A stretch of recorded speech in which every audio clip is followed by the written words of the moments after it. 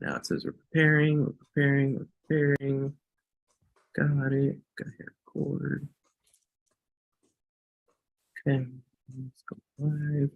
Going live. This is super exciting, and we are rocking and rolling, folks. How exciting is it for this Indiana men's basketball program on this beautiful, blessed Friday evening to land a game-changing, shape-shifting starter on the wing in Mackenzie Mgbako.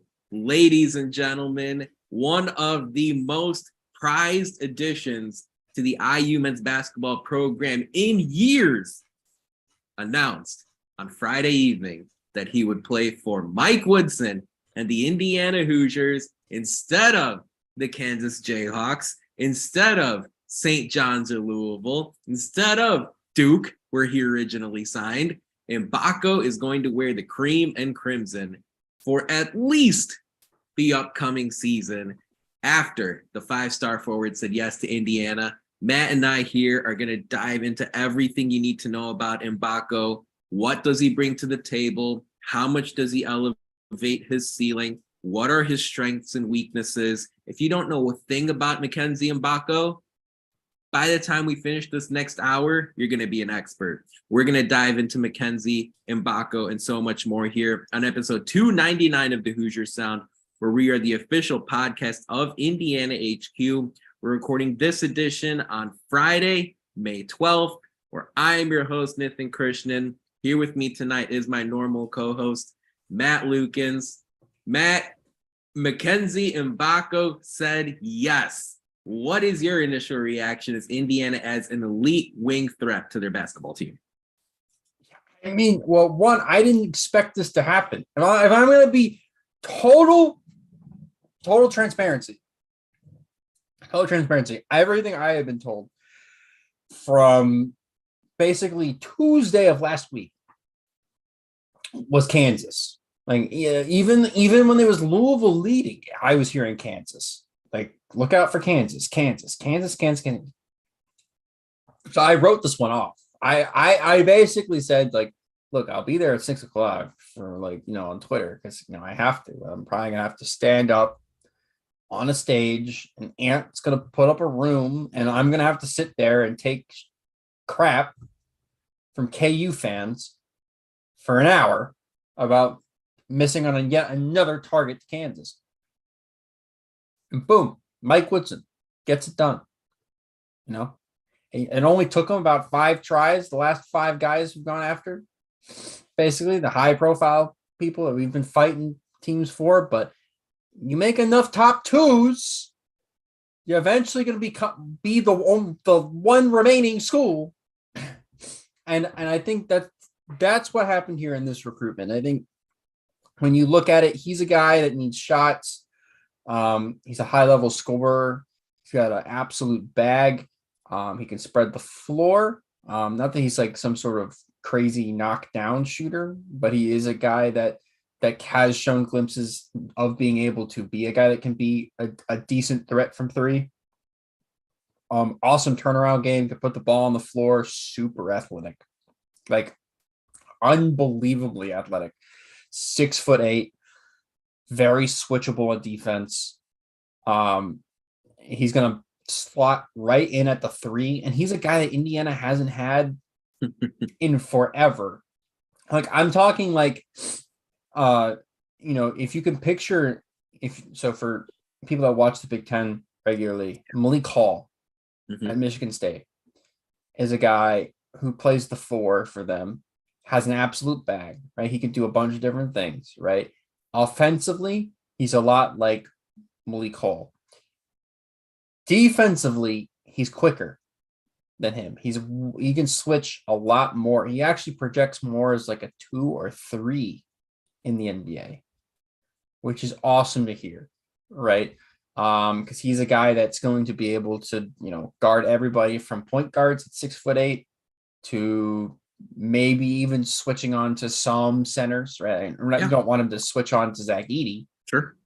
but he's a guy that's going to be able to switch from basically 1 through 5 most college basketball teams, which is just an absurd talent. He's going to be catching oops from Xavier Johnson this year. He's a guy that loves to do that. He is a absolute stud, and a top 10 guy and NBA prospect and somebody that scouts are absolutely in love with. Like I've seen, I'm not even going to spoil my player comp. I'm not going to do it. I'm not going to do it. Save but it. I've seen a bunch of different player comps. I love all of them. One of them, including being one of my favorite 2K players of all time. Ooh. And so I think this fits IU perfectly. I think IU won this recruitment because of how perfect the fit was. And now you have a very obvious hole on the roster with some very obvious fits, right? Left in the portal. And so I think, again, IU could end up with a couple perfect puzzle pieces. I think Khalil Ware is a perfect puzzle piece. I think Peyton Sparks is an absolute perfect puzzle piece to the equation. I wasn't sold on Anthony Walker. Well, for me, it's all about the leadership piece with him. That's what I'm saying. That's what I'm saying. I wasn't sold on him originally. I'm a little bit more sold now, just from a perfect piece from a locker room perspective. And heck, he can even give you like 5-10 minutes of defense again. Right. So absolutely. that's fine. You look at the freshmen. I think the freshmen are perfect fits. I think Gabe Cupps is an excellent addition. I think Ja'Kai Newton is an amazing prospect. And now you have Mgbako, who is just an otherworldly talent. So everybody you're bringing into the roster fits extremely well with already on the roster. Xavier Johnson, Trey Galloway. It works. Now you get one more, and now you're talking about jumping from where I think IU sits at around like 7th or 8th in the Big Ten right now, with this roster, to like possibly 3rd, 2nd, even, like competing with the likes of Michigan State and Purdue on good nights, right? And that's about all you're asking for from this roster that has a bunch of new pieces, right? Yes, it is competing night in and night out. And hopefully getting better to where you're raising that ceiling and you're raising that floor at the end of, towards March, going into March of next year.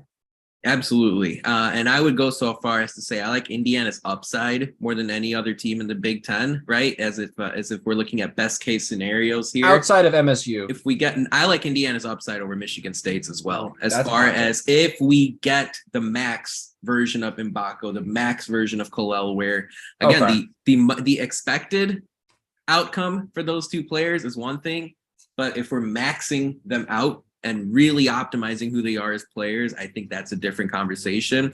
But for today, the story is about Mackenzie Mgbako, who chose Indiana over Kansas in a pretty heated recruiting battle. Mgbako visited Kansas as well as St. John's over the course of the last few weeks after opting out of his national letter of intent with Duke. He didn't see the playing time with the Blue Devils after the return of players like Kyle Filipowski to that program. So he opened it up and he chose a program where, as Matt just pointed out, he will get all the playing time that he wants, playing that small forward role, playing in the Indiana starting lineup. John Rothstein already tweeted out what he thought IU's preliminary lineup would be. And he listed Xavier Johnson, Trey Galloway, Mackenzie Mgbako, Malik Renew, and Khalil Ware.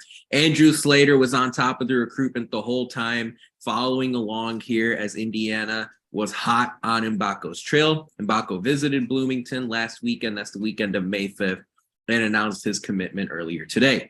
Mgbako joins Gabe Cupps and Ja'Kai Newton in Indiana's true freshman class this year. And he also joins Khalil Ware, Peyton Sparks, and Anthony Walker as off-season additions. 24/7 Sports accumulates all of it. And as far as incoming players to a basketball program, Indiana will have a top 10 recruiting class. When you include the high schoolers, when you include the transfers, Kentucky's number 1, Indiana slots in the top 10. And Mgbako is the top ranked high school player to join a Big Ten team this year, one spot ahead of Cathedral's Xavier Booker, who will play for Michigan State this upcoming season. Mgbako did say that the driving factors behind his choice were Mike Woodson, putting him in a position to expand and develop his game. That was a direct quote from Mgbako to Joe Tipton. Mgbako also pointed out the environment at Indiana being unmatched. He also told Dushan London with 24/7 Sports that the environment and support from the city is what caught his attention during his visit last week. Matt, we pointed this out on our last podcast episode. It sounds like quality high school basketball recruits visiting Bloomington in the springtime is a little bit of an edge that the Hoosiers have. I know Indiana fans get a lot of flack, but I'm going to tip my cap to Hoosier Nation here. For a third straight year, they have helped convince a player join this program very late in the process, whether it's Bates or Renew, or as we saw today, Mackenzie Mgbako. Indiana fans, they're loud in Assembly Hall, but it sounds like they're loud as far as convincing these players to join too. I don't know how much of a difference maker that is, but at least it stands out to me when I see this development. I don't think they're loud. I don't know if I would go as far to say they're louder than Kansas fans. I love you guys, but like Kansas fans are crazy too. All right. It's the same. I was actually telling Ant this earlier. I think Indiana fans and Kansas fans are cut from the same cloth. Really, they are. That's why it's funny that we both bicker with each other about things. But it's the same fan base. It's the same fan base. Just one happens to be winning national titles, and the other one is in the worst 20 years of its program history. Yeah. But that things can change fast in college basketball. And speaking of changing fast, Indiana won this recruitment because of the waves of change, right? Yeah. Indiana, Kansas probably wins this recruitment if this is a normal year that doesn't involve NIL, if I'm going to be honest with you. But if we're reading the tea leaves of this recruitment, clearly something changed last minute towards Indiana against Kansas, and I would assume it has to start with a M and with Unny. And it's legal now, right? Just straight up, it's a legal bartering service. When you're looking to get these guys to be in your uniform and playing for your school next year, you can go pull some strings. And some strings were pulled. And Indiana ended up getting their guy. And I'm looking forward to see if that happens again. Because, I think it happened with Claware. It happened here. And hopefully it happens a third time. We'll see. We'll see how it all plays out. When you said it starts with M, I thought you were going to say it ends with Arc Cuban, as it sounded. I mean, you could go there too. You can go there too. Like maybe there was some social media business. Hell, it could be Ken Dunn too, to be honest with you. I'm assuming it wasn't just one person. Mark Cuban probably would love to just randomly drop a bag on Indiana basketball because he can, right? It's for his own personal entertainment. He could do whatever the hell he wants with his money. This is such an exciting addition for the IU basketball program. I have desperately pled Indiana's coaches dating back to Tom Crean, which is really the genesis of when I devoutly followed IU basketball. The first year of the Tom Crean tenure, I said, pursue the wing position. Make it a priority. Because that's the type of player that can switch 1 to 5. That's the type of player that can hit 2s and 3s. That's the type of player you can expect to develop and to deliver on both sides of the court. And really, over the last 15 years, Indiana's had just one.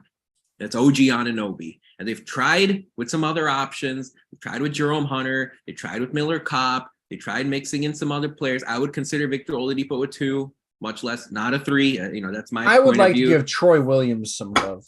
Troy Williams was in the mix. He really developed into a role and almost an unexpected way, if you ask me, based on where he was at the start of his IU career.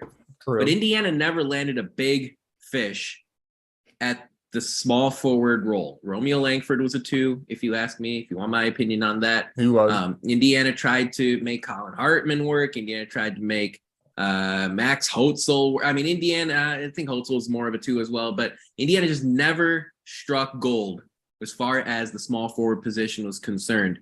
And with Anunoby, yeah, it worked, but no one was expecting that kind of production from OG, who I'm very happy to see thrive in the NBA. With Mgbako, you have a 5-star player who fits into that position. And now, obviously, it's up to Mike Woodson and Kenya Hunter and the entire Indiana staff to make the most out of the player. I use 1 scholarship left, but to give you more on Mgbako, by the way, say it a million times if it helps you. It's Mgbako, right? You say it a million times. I've heard a lot of different pronunciations. According to the man himself, it's Mgbako. So go off of that. He was a New Jersey high school prep player. It's the state that's really turned out a lot of quality high school players over recent years, especially this past season, or I should say this upcoming season. You're going to see a number of quality freshmen join Division I basketball, especially at Kentucky, out of the Camden area here in New Jersey. And Mgbako spent the last season at Roselle Catholic. So that's where he was this past year. He transferred over. We have an entire story on IndianaHQ.com devoted to Mackenzie Mgbako's commitment. Mgbako committed to Indiana after a number of years at Gill St. Bernard School in Gladstone, New Jersey, before a year at Roselle Catholic. He is going to be a difference maker for this program, Matt. I don't know what you were expecting IU to do at the small forward position this upcoming season. I guess Indiana could have gone after Julian Phillips if they missed on Mgbako, but if you ask me, this is a kind of player that not only elevates Indiana as a team for this upcoming season, but I'm going even further than that. This is a great opportunity for Indiana as far as the next decade is concerned. Yeah. Because you swooped in at the last minute to get a top 10 recruit who has personally stated his goals to get to the NBA, build generational wealth for his family. And he has trusted Mike Woodson and the staff with his basketball future. And if Mgbako can now play a year at Indiana, I'm expecting it to be just a year. We'll see what happens. That's my expectation. He's a then go to the NBA in the 2024 draft, which is weaker than this upcoming one that we're going to see in a month. And if he can be a success story for this program, that's going to result in quality player after quality player after quality player following in Mgbako's path. Am I making too much out of this, Matt? Because that's what I'm seeing here with Mackenzie Mgbako's decision. I mean, it's what you got to see with Ware's decision too, to be honest with you, because he's the guy that chose Indiana so that Mike Woodson can get him to the professional level, right? And reignite his love of basketball, right? And there, what better place? I mean, I'm preaching to the choir here, but what better place to reignite your love of basketball than Bloomington, Indiana? Really? Like seriously? Like I that's where I grew to love the game, right? Because I'm gonna be honest with you, I was not the most informed basketball fan when I was a freshman. When I stepped on freshman year in Bloomington, I was not. I mean, I love basketball. Don't get me wrong. Like I didn't grow up in Indiana. I didn't grow up with the basketball in my hands.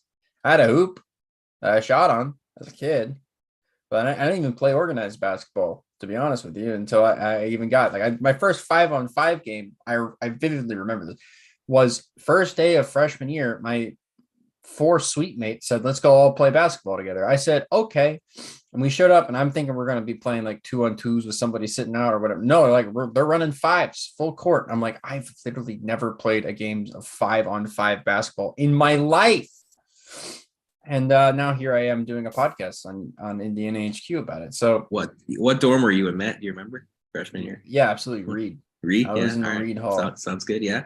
I was Foster. I'm sorry. No, I was Forest. My bad.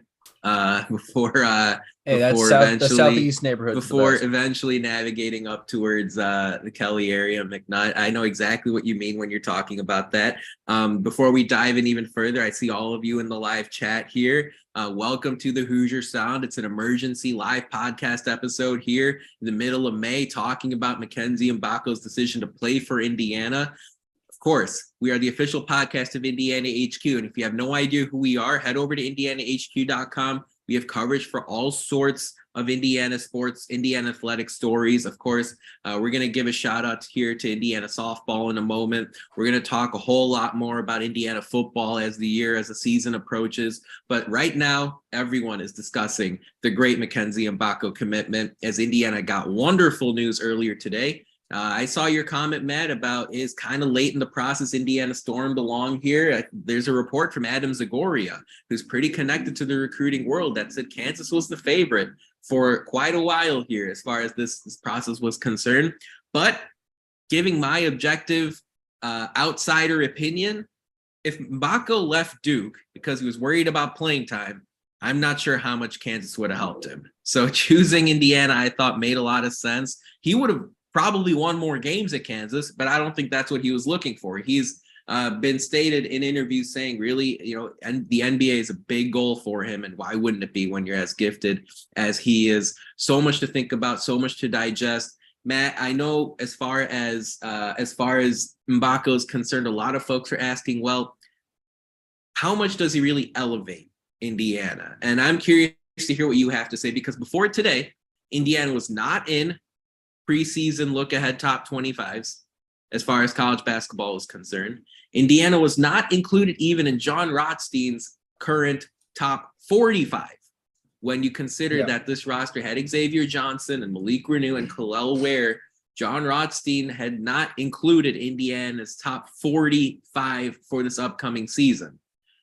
So with that in mind, Matt, how much do you think Mgbako's addition elevates Indiana for this upcoming season? Well, I'll give you this way a picture. I'll paint a picture for you. The roster as it stood at 4:00 today, if it was a plane, had no engine and one wing.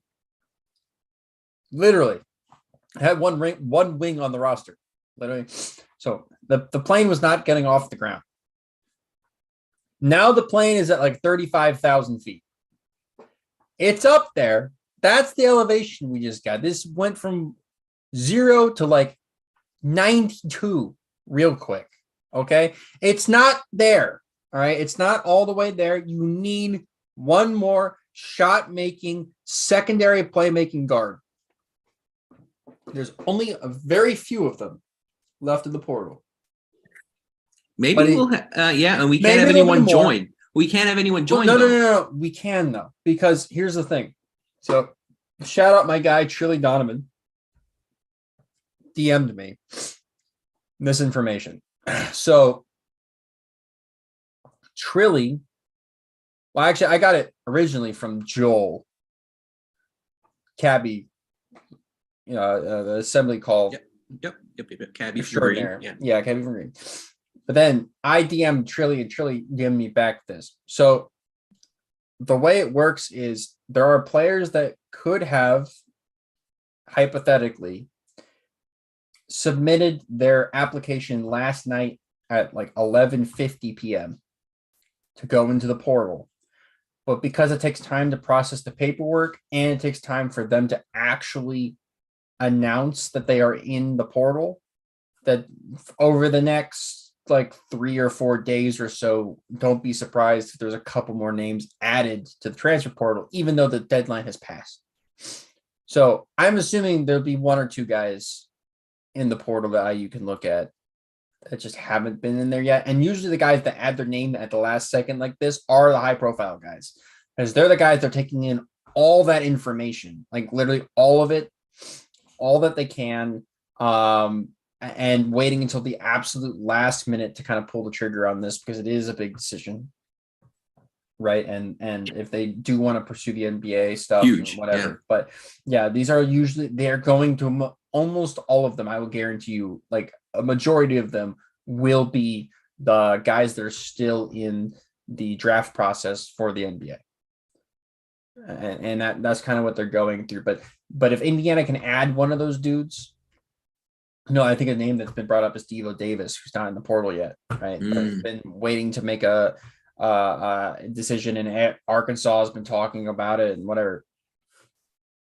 He's a guy that you could end up seeing, right? Like in a Hoosier uniform next year, or Andrew Taylor from Marshall, who's going through the process right now, and his name that Indiana has been mentioned.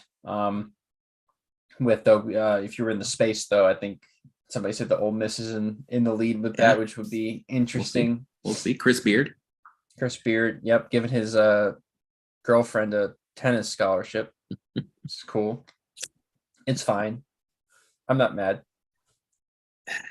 Lots to think about there. We're going to give you a little bit of a scouting report as far as Mackenzie Mgbako is concerned. What are the recruiting experts saying about who he is as a player?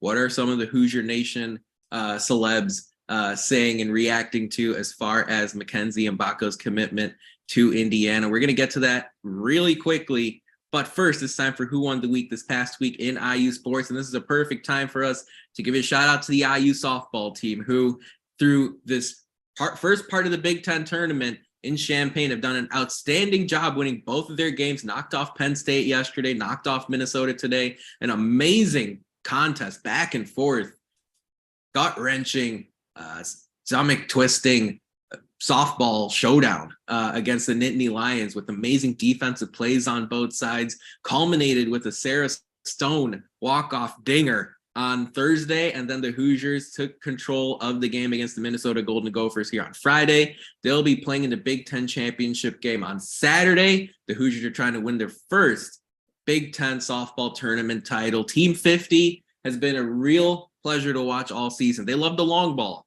They're really capable of really hitting the ball out of the park with anyone really in that lineup 1-9. So it's great to see Coach Shonda Stanton and the Indiana softball program do big things. Can't wait to see if they're able to land a Big Ten softball tournament title in Champaign. Again, all good things have come to Indiana this year as it relates to Illinois. So as far as I'm concerned, let's see the Hoosiers win that title and then head into the NCAA tournament with a big bit of momentum on their side. Looking forward to that and so much more. Of course, women's basketball is going to be a powerhouse next season. Once again, we're excited to see Mackenzie on the women's basketball team and on the men's basketball team. Yeah, what the hell? I love Mackenzie basketball players. That's all I'm saying, And look, all I'm saying is there's another 5-star Mackenzie in the pipeline over the next few years.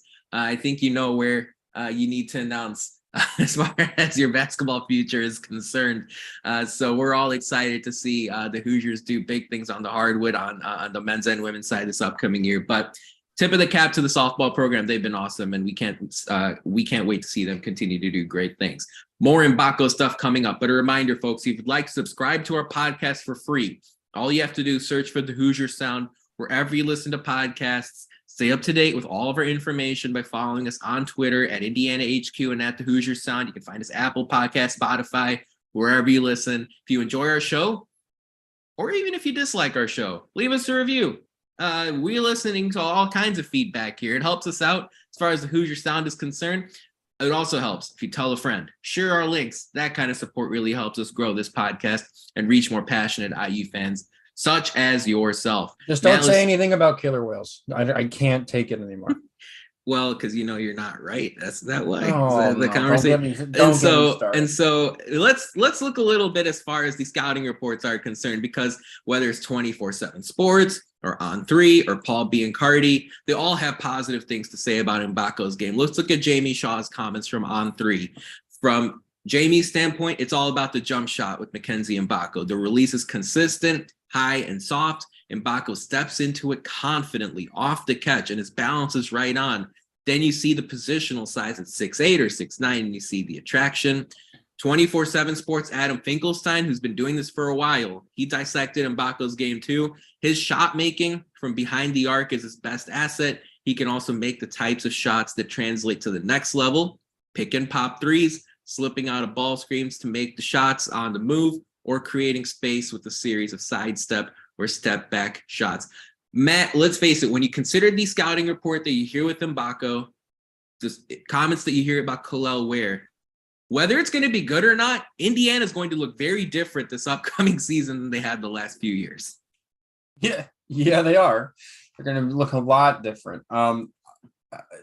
what you're getting in Mgbako is this. He's a guy who's got a bag. And again, Indiana, like we've talked about this now incessantly on this podcast. Indiana hasn't had a guy that had a bag. What do you mean by that, right? Just so everyone's assortment of moves. That's what you mean, right? He can get you a lot of different ways. Yeah. So he's got a spot up three. He's got a turnaround mid-range. He's got a contested mid-range. He's got a fadeaway. He's got multiple finishes around the rim. He's got some post moves if you want to post up. Fast break. You don't love his fast break. You don't really want him to take people off dribble too much. That's something he's definitely got to work on. But if he does, he can kind of work them into the mid range and then take a contested J. I really like his offensive game. Defensively, he's an absolute menace, which is awesome. Because now you're getting a guy that can kind of play both ends of the floor. And he fits right into the team. He projects as more of a 3-and-D guy for the next level. I don't know if you've read about that, but he's definitely a dude that's going to end up playing on a lot of winning NBA teams because, I mean, that's just what the NBA is, right? Guys that can hit spot up threes, exactly. And guys that can play significant defense from the wing perspective, and he fits that to a T. And I've seen some people confused about the fit for IU, and I'm confused about how you could possibly be confused. This is the most obvious fit of all time. Yeah, I don't know if people are thinking he's more of a 4. No, he's 6'8". No. He's 6'8", but he can move. He can move, agile, flexible, versatile, both ends of the court. It's a perfect fit. I will tell you this: if there's a couple things with him, he's 18. So he's not really fully filled out yet. So got to get stronger. Every freshman does that. I could literally say this on every podcast about any freshman commit of all time. He needs to move his hips more when he's defending. A lot of times he can get crossed over pretty easily going left to right or right to left on quick moves. He just doesn't move his hips a lot. That comes with flexibility training, sure. Something that Cliff Marshall's actually really awesome at. He has the physical capability to do so. It's just, again, he's 18 years old, doesn't really have the strength and conditioning training that he will get at Indiana. So I expect him to be a little bit better at that. Doesn't mean he's going to be the best defender of all time in his freshman year at IU, but it also means that he's going to be a lot better than he was this last year, his senior year in high school. And that's all you can ask for, right? Someone who has such a treasure trove of talent coming into Indiana and really committing to not only the program, but what Mike Woodson has to say, right. Be as coachable as possible. And based on some of the comments Mgbako has made in previous interviews that he's given, and we have one of the interviews that he's given up in embedded within our Indiana HQ article that we published earlier today. He spoke for 37 minutes, just talking about himself, who he is, what kind of person he aspires to be. And he's someone who does come off as a humble, driven, motivated individual. I'm just extrapolating what I've seen out of a 40-minute interview clip. Maybe I'm completely wrong and look like an idiot a year from now. But you like the mindset and the mentality that he has when it comes to what he brings to the basketball court. He's in a family where, he lived with his parents for his entire life. Essentially, he's talking about a situation where he has 2 siblings that he deals with on a daily basis. So all in all, someone who I'm looking forward to seeing wearing the candy stripes this upcoming season. I believe he said his dream purchase when he gets first big paycheck is a Jeep Grand Cherokee. So you can keep that in mind, as you watch Mgbako on the basketball court this upcoming season, because his first NBA contract, we're hoping, will be quite nice in addition to whatever he got from NIL. Paul Biancardi, the ESPN recruiting director, says that Mgbako will bring the Hoosiers high-level shooting ability. He's especially strong inside the arc. He's a proven catch-and-shoot three-point threat. Because of his strengths and willingness, he can rebound at both ends of the floor, and Indiana can use him in 2-man situations plus dribble handoff actions. I love hearing the R word there, Matt. The R word is music to my ears. I love hearing a guy who can come in and rebound for Indiana after what we saw in that catastrophe against the Miami Hurricanes. So very much looking forward to seeing Mgbako and Ware and Renew, build a fence and rebound that basketball for Indiana this upcoming season, in addition to whatever Peyton Sparks and Xavier Johnson and Trey Galloway bring to the table from that perspective. Because, Indiana needs shooting, no question, but Indiana also needs 6 or 7 committed rebounders, especially when you get into conference play and the number of the quality non-conference games that Indiana has upcoming. So I'm looking to see that there. Matt, Indiana is going to Sharpie in Mackenzie Mgbako into the starting lineup, right? There's no discussion as far as that's concerned. Do you agree with John Rothstein's interpretation of what IU starting lineup is going to be? I would say probably CJ Gunn over Trey Galloway. Wow. CJ Gunn. Yeah. I like it. Yeah. I think he's probably the starter. I'm expecting a big summer from him. And I think, again, Trey Galloway is better off the bench. Okay. I see what you're cooking. Now. Oh, I know. It's only May 12th. There's still 6 months. IU's getting a transfer. Okay, it's gonna happen. I'm speaking into existence. It's happening. Well, and that was going to be my other question. I know there's some discussion about IU potentially pocketing the one scholarship left. I would not go down that road. I would use all my resources. I would try to find a grad transfer here. Use it for a year. Indiana has spots, quite a lot of spots open for 2, 3, 4 years down the road. You can get a little creative with how you want to use that. To me, at least a grad transfer could help Indiana quite a bit. As I've pointed out before on this podcast, Indiana has no college basketball head coaching experience on their bench outside of Mike Woodson. So if you can even bring in at a bare minimum, if you're even happy with the on-court production that you have on the team, if you want to bring in someone who comes in from a winning program, who has seen a lot of different aspects of college basketball, I would love that kind of addition at a bare minimum. Now, if you're saying bring in someone who can average 12 points a game or 15 points a game, I'm cool with that too. But no matter what, I want to see IU have one more player onto this team before it's all said and done. I'm going to ask you a different aspect of this question, Matt. And we've brought the same type of stuff up throughout the history of this podcast now around this time of the year. It goes back 3-4 years. Do you see, and I know you talked about the information you heard about the transfer portal, but do you think anyone who's currently on the roster put their name in before the deadline came through? No. Me neither. I don't think so. I don't think the grass is greener anywhere else for these players. We're looking forward to seeing what Tamar Bates and Jordan Geronimo do in different uniforms next season. Logan Duncombe as well. But as far as I'm concerned, I don't think you're going to see any other departures from this program. We're excited. Having a small forward come into this program like this and do what he's capable of doing is going to really elevate IU. We're going to talk about potential comparisons to Mackenzie Mgbako in just a moment. But first, it's time for a social media shout out. And folks, there have been a lot of Indiana Hoosiers that have shown excitement on social media from Mackenzie Mgbako's decision. We saw Mariah Woodson shout out Mike Woodson's closer ability here as far as the recruiting standpoint there.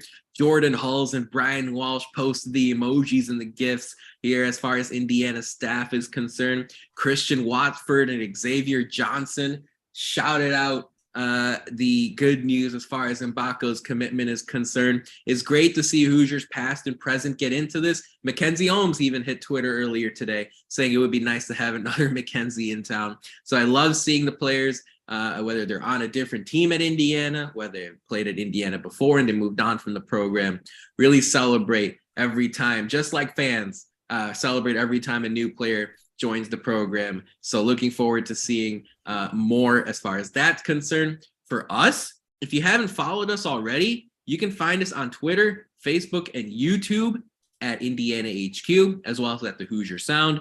Matt, on Instagram, we're not Indiana HQ, but what are we?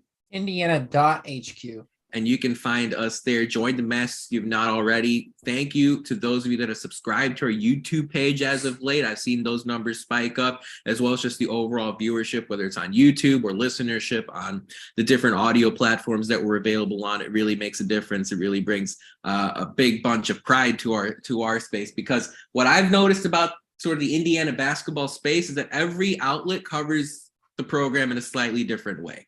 And so we're just doing the best we can to bring you a different approach, a different perspective to the IU basketball program, especially when there's great news like Mackenzie Mgbako committing to the Hoosiers. Matt, we always like to do this. Whenever a new player joins the program, we're not looking for an apples to apples, perfect comparison here, but is there a college player or an NBA player that you think brings back memories for you and says, hey, you know what? Mackenzie Mgbako reminds me of this guy.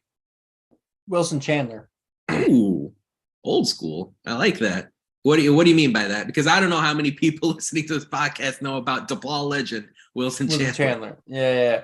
So it's funny enough. I actually just looked up player comps, and I found out somebody has the exact same player comp as me. I think it's NBA draft.net or something. That's like funny. That. So shout out them because they're smart. Wilson Chandler was a guy who was a 3-and-D wing before 3-and-D wings were really a thing. Had a little bit more of a bag than that, could hit a bit of a mid-range, pull up jump shot, turn around jump shot, but 6'8" guy could switch on to basically every position on the basketball court, right? Defensively, and then offensively, sit in the corner, be a 3-point shooter, be a threat off the catch, be a threat off a curl.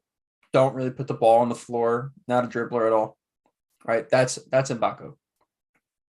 I love that. I love that comparison quite a bit. As far as Indiana's concerned, I'm not really sure I can think of a former Hoosier that there matches. Hasn't been one this talented, and I'll go out on a limb and say there hasn't been a forward this talented, like wing player, this talented.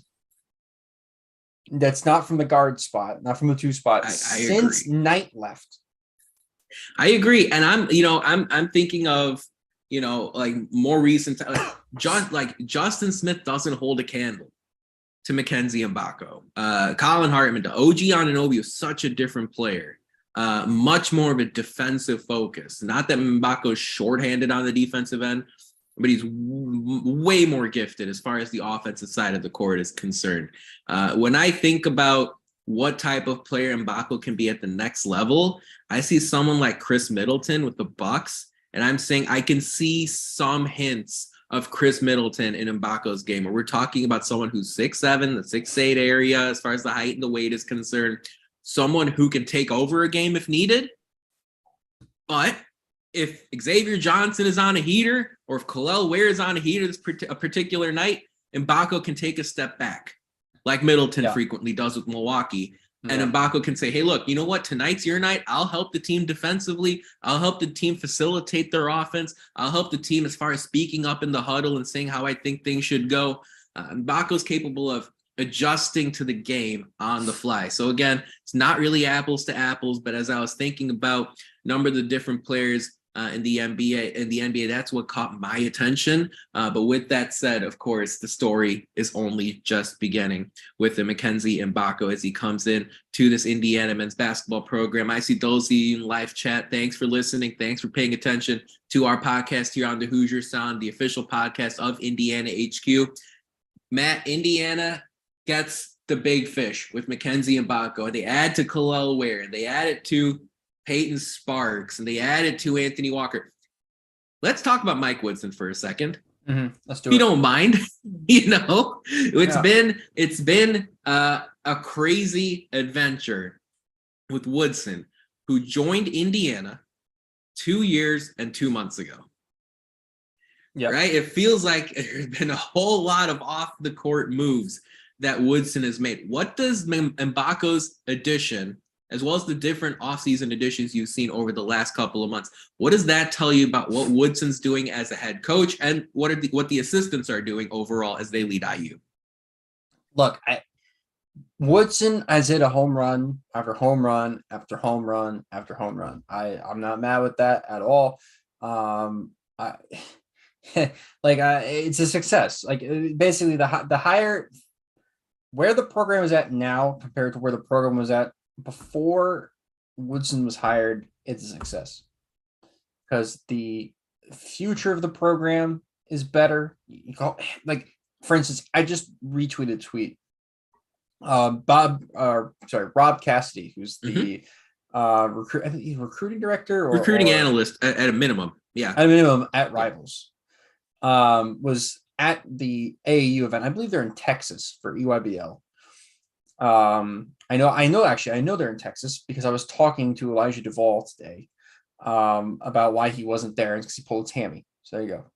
Somebody somewhere is going to clip that, and that's going to be important for somebody somewhere. But basically, he told Dylan Harper, who is another guy from New Jersey. Yep. Down Bosco Prep. Yep. Out of Bosco Prep. Basically, he found out about it from Rob Cassidy, and he says Indiana target Dylan Harper found out about Mgbako commitment via me just now. He was playing in a game when it happened. It was Indiana, he said. I knew it. Coach Woodson is going to put him in the best position to succeed. I think that's all that really needs to be said about what Woodson has done in his last, 2 years, right? Basically, since taking over the job. I mean, he's taken the program from a place where we were lucky to grab the best talents of Indiana to now Indiana is fighting for the best talents in the country. Dylan Harper's number 2 in his class, number 1, number 2.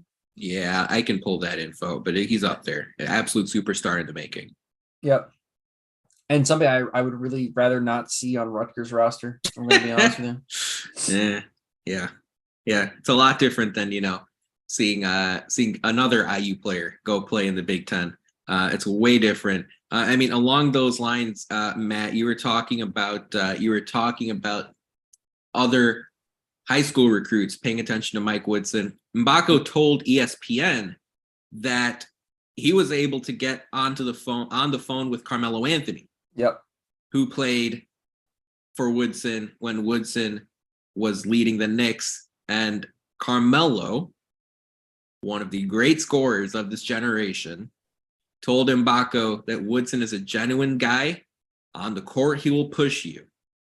And when it's all said and done, hearing what Mgbako said seeing what Mgbako heard from Anthony, as well as seeing what Mgbako picked up from his visit to Bloomington, he ultimately thought that Indiana was the move for him. I completely hear what you're saying, Matt, as far as Woodson and his process so far. And by the way, years. When I say Woodson, I mean the whole staff with Woodson. Sure. Well, I was just going to get there.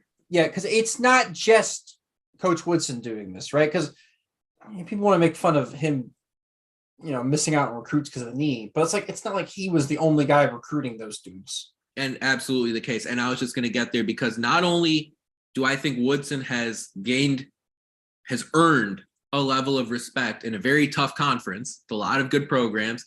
He's earned it. He hasn't been granted anything, especially when you consider that it doesn't matter what your pedigree is, right? You see Juwan Howard at Michigan struggle to sustain success. Now we'll see what they do next year, but it's been up and down, especially what you saw this past season when they missed the tournament. Woodson has earned the respect from the league, and you're seeing him use all the weapons in the arsenal, whether it's his NBA connections or his Indiana connections or whatever else, the facilities, the university, the weather, whatever the case, to attract players to come to the school. NIL, can't ignore that either. And then there are the assistants, because the assistants have gotten a lot of criticism over the last couple of years since Dane Fife's dismissal. What exactly do they bring to the table? I don't see them on the whiteboard during games. I don't see them coaching this team. Every time Indiana loses, it's, what do the assistants do? How do the assistants? They're not, I'm not saying they're immune from criticism, but when you watch Indiana basketball games, you always see assistants standing on their feet, instructing players to do things. What did you see out of Yasir Roseman last year? He stepped in from Mike Woodson, led Indiana to a win. Okay, understood, against the Gophers. We're talking about a true road win where Indiana played like utter crap. They ended up finding a way to win that game.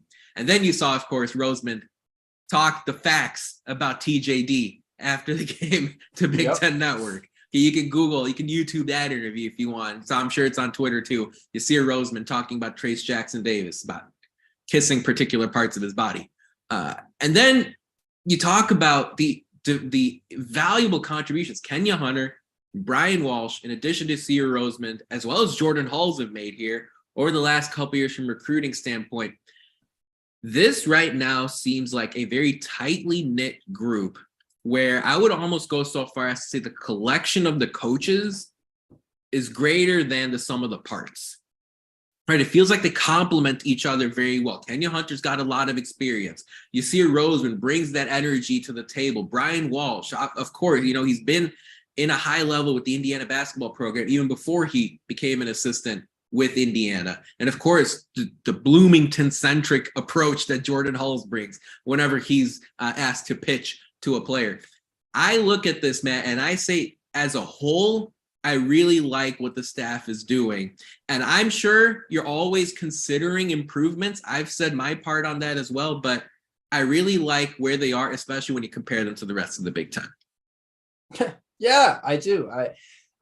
The program is in a healthy spot. You look around at the rest of the Big Ten, you go look at Michigan. They're just lost their best player, right? And they might not even get their best transfer. Who would you say? I feel like Michigan's lost a couple, three. No Jet Howard, no Kobe Buffkin, no Hunter Dickinson. Well, Hunter was their best player. I know, but I'm talking about beyond that, right? Beyond that. Yeah. But they lost Kobe to the NBA, and Jet was going to be going to the NBA anyway.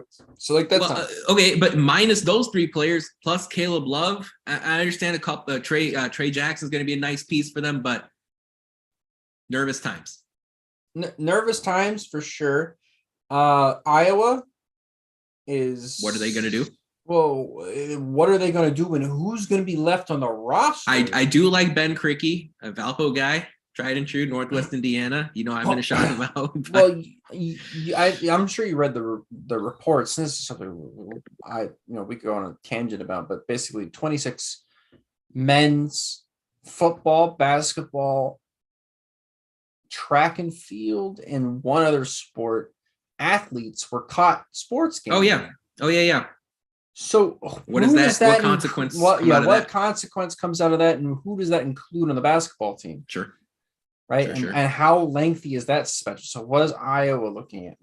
Yeah. And plus they have Fran McCaffrey. So even though, to be fair, there is another McCaffrey in the pipeline. Yeah, and a good one too. And all I'm saying is Fran's mannerisms, make you want to pull your hair out, but he can coach. He's a good coach. He's a good coach. The histrionics are ridiculous, but he can coach. Yeah. Trying to think, close. I basically the only programs that are truly on an uphill trajectory right now are it's Indiana. Rutgers is seriously there. Even Northwestern, I think this is an enigma. I don't think that program as a whole is something that's upward trending. Yeah, to me, Ohio State and Wisconsin, as well as Nebraska, will be stock up as far as teams that really struggle. No, for next season, yes, but I'm talking overall as a program. Mm-hmm. I don't think Ohio State's stock up at all. I think they were looking to fire Holtman. So if anything, Big Ten tournament helped. For sure. But that's stock down material for me. MSU is this is the end of Izzo, right? This is coming. Good things have to come to an end. He's getting older by the day, right? And I'm not saying I have any information that he's going to retire, but I'm saying at some point that has to happen. Well, Woodson too. So we're gonna have that conversation. Yeah, but Woodson. What I'm saying is Woodson's putting the program in a better position because he's not a generational coach that's built the program not from nothing, but been there for so long. Woodson is creating a foundation for a I don't know, maybe a a certain Dusty May to come and take his talents Interesting. back to Bloomington, right? So I think again, IU is and with the portal and with NIL is in a unique position that not a lot of other the Big Ten teams are.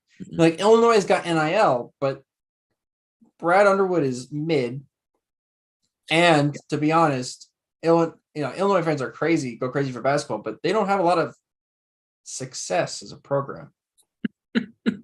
Right? It's crazy. Yeah, they haven't made a Final Four since maybe even a second weekend since they made the national championship game against North Carolina. They haven't made a second weekend since they national champions. D Brown, so Jared Williams, long. Luther Head. Yep. Go squad. Roger Powell, so good, who now took over the Valpo job. Shout out with Indiana. Let's get 2 Valpo shout outs on one podcast. Who would have thought? That's wild. If last couple of things, Matt, here as we wind down, we are the Hoosier Sound official podcast of Indiana HQ. If you want to know more about Mackenzie Mgbako's commitment, head over to our website. We have a full-on breakdown. We have a full-on quick hitting recap of what you can get, what you can see getting out of Mackenzie Mgbako completely free. You don't have to worry, no paywall. It's not what we're about here at Indiana HQ. So make sure you head over, see our quick story that we whipped up, and there's plenty of video content in there too. We let the pictures speak louder than the words. So whether it's highlights of Mgbako during his high school career, an interview that he gave back in New Jersey with the 40-minute comprehensive detail of who he is as a person, just fun facts, Q&A about Mackenzie Mgbako.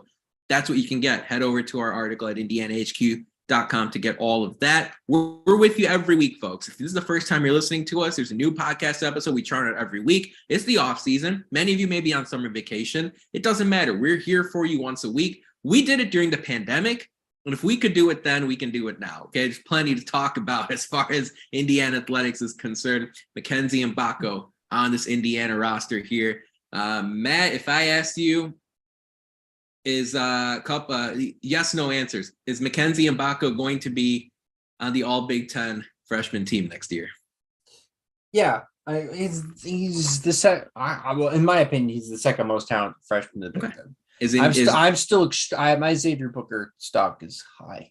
Sure, yeah, and I think a lot of IU fans know about Booker from his Cathedral days. Unfortunately, he chose to wear green and white.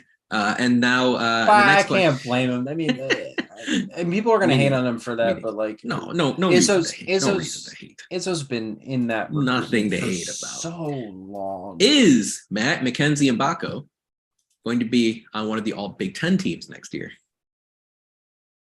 I don't know. It depends on if IU actually lands like a dominant 2-guard.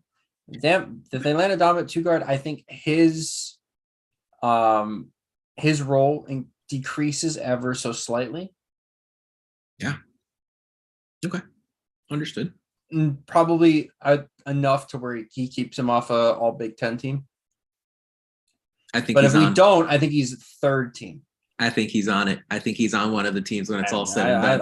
I like that. At this point, next in 1 year and 1 month from now, will Mackenzie Mgbako hear his name in the 2024 NBA draft?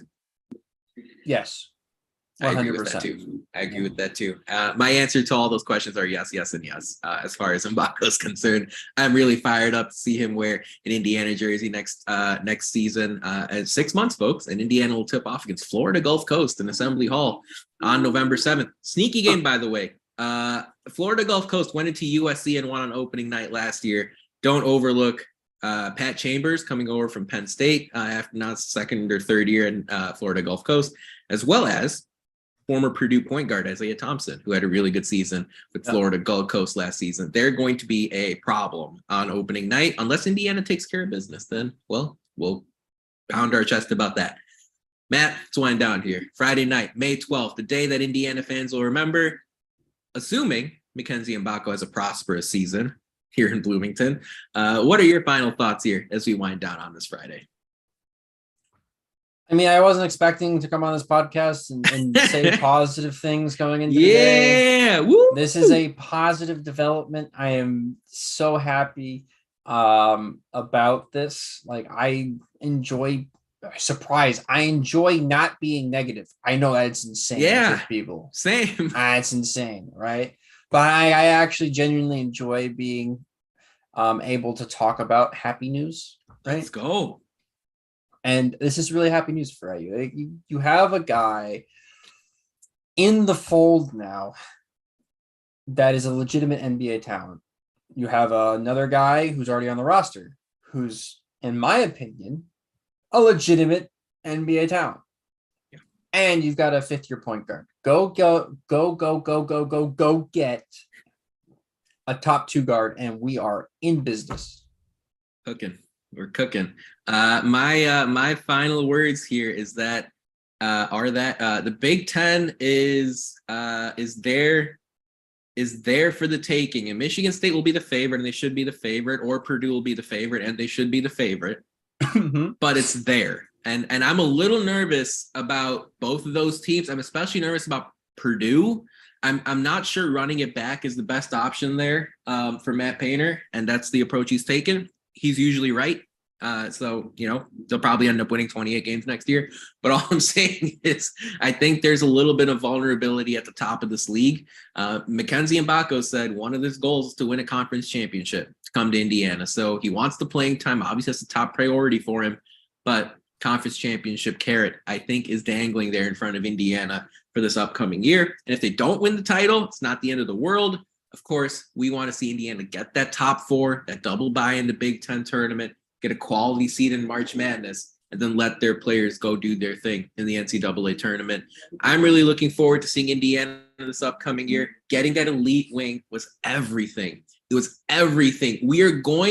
It's going to be a sight for sore eyes. And again, this is not a criticism of Miller Kopp, not a criticism of Colin Hartman or Troy Williams or OG or Justin Smith or any of the guys that have tried that at the Jerome Hunter. No, those guys are all great, are all really good players, valuable contributors to a basketball team at Division I level, but it's not the same. It's not the same with Mackenzie Mgbako, and I cannot wait to see him for 1 year at Indiana, make an all Big Ten team, and get his name called in the freaking lottery like Indiana's going to turn out here with Jalen Hood-Schifino. It's going to be awesome. I can't wait to see it all play out. But folks, that about wraps it up for our 299th show of the Hoosier Sound. Thank you so much for joining us. We really appreciate your support. Thank you to our live audience. You are all beautiful people. To hear more fantastic episodes like the one you heard today, be sure to follow us at Indiana HQ and at the Hoosier Sound to make sure you don't miss any in the future. You can also go to our website, indianahq.com, to find it all in one place. But as always, thank you for listening, Hoosier Nation, and we will see you next